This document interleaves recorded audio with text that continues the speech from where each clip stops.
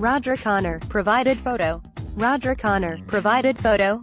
Paul Grondahl, Times Union photo. Paul Grondahl, Times Union. Roger Connor, provided photo. Roger Connor, provided photo. Paul Grondahl, Times Union. Grondahl, sleuthing reveals MLB's first Grand Slam hit in Rensselaer Each time Matt Malette stepped across the sodden field. His brown leather Oxford shoes made a slurping sound as he picked his steps across a muddy expanse speckled with Canada geese droppings. Sandwiched between the Hudson River and Broadway, near the Amtrak train station, this forlorn patch of low-lying real estate hardly looks like a spot where Major League Baseball history was made more than a century ago. It sits in the shadow of a dune Memorial Bridge ramp. There is no bronze plaque or anything to designate that herein lies the spot where Roger Connor became the first player to hit a Grand Slam in Major League Baseball history on Sept. 10, 1881, for the National League Trojans in a game against the Worcester Ruby Legs. Connor's Grand Slam was the first in MLB history, John Thorne, official historian of Major League Baseball, confirmed in an email. The Grand Slam is described in the Definitive Society for American Baseball Research, but it erroneously listed Albany as the location. It took almost 3 years of sleuthing to get this all sorted out, said Malette, who maintains the popular local history Twitter feed at Albany Archives and produces history segments for Spectrum News, where he works as a graphic designer. With Major League Baseball's March 28 opening day just around the corner, Malette was in the mood to share how he uncovered the little-known nugget of MLB history. The biggest obstacle for Malette was pinpointing the Grand Slam's location, which was cited as Riverside Park in Albany. But Albany's Riverside Park, a small pocket park along the Hudson in downtown, opened in 1903, 21 years after the Grand Slam. "You've got the wrong Riverside Park," Albany historian Tony Apolka told Malette. Malette found out there was a Riverside Park in Rensselaer, but Rensselaer did not get chartered as a city until 1897, 16 years after the Grand Slam. Malette, who hosts local history trivia contests at area bars, dug deeper into the Riverside Park mystery. In 1881, the area that became the city of Rensselaer was the village of Greenbush and included two hamlets, Bath and East Albany. Someone got it wrong 138 years ago by labeling the Grand Slam in Albany instead of East Albany, Malette said. Riverside Park, a popular late 19th century swimming spot notable for allowing bathing in the nude, was situated on privately owned Banneker Island. The Bannekers were a prominent Rensselaer family who cut ice along the Hudson and stored it in an ice house in the island. The structure burned down in the early 1930s. The island was later covered with fill during construction of the Dune Memorial Bridge, completed in 1969. Malette uncovered a newspaper clipping from August 1878 that mentioned a baseball field in Riverside Park on Banneker Island.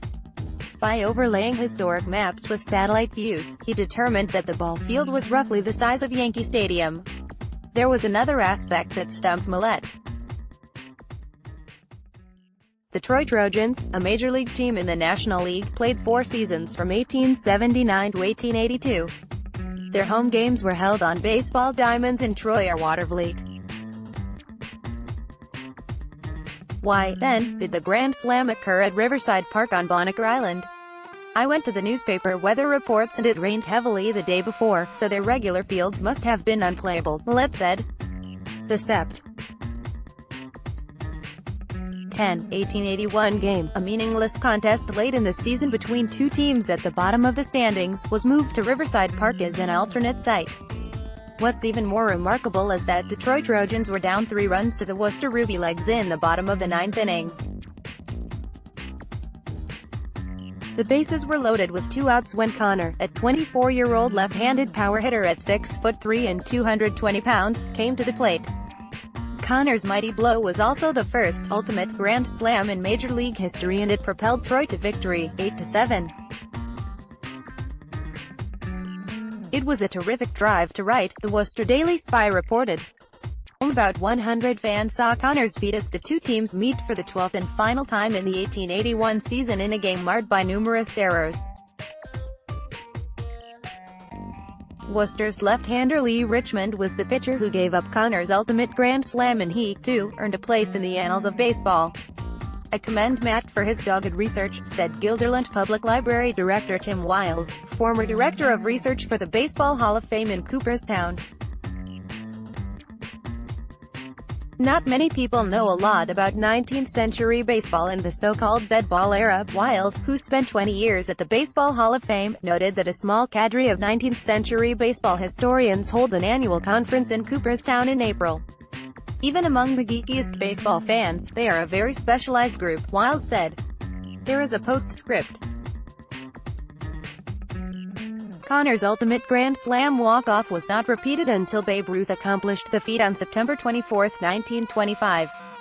Connor had a lifetime total of 138 home runs, which earned him a place in the Hall of Fame.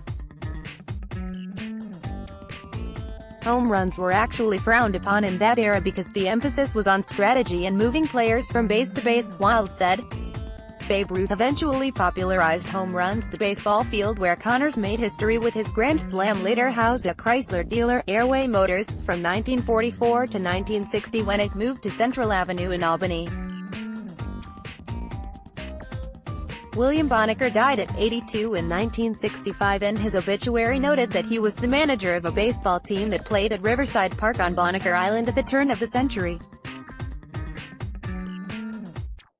He has talked with Rensselaer officials in a bid to have a commemorative plaque installed on the spot.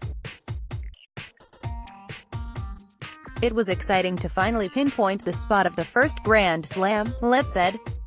"I love solving a local history mystery." Paul Grondahl is director of the New York State Writers Institute at the University at Albany and a former Times Union reporter. He can be reached at grondahlpaul@gmail.com.